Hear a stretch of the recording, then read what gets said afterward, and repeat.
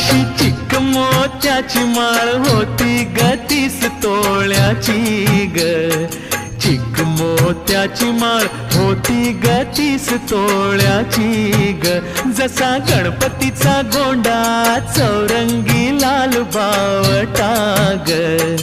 गणपतीचा गोंडा चौरंगी लाल बावटा ग.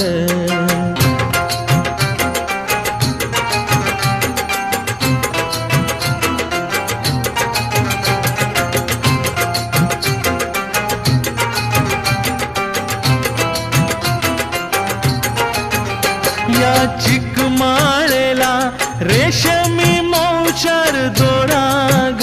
या चिकमाळेला रेशमी मौचार दोराग. मऊ रेशमाच्या दोऱ्यात नवरंगी माळ ओविली.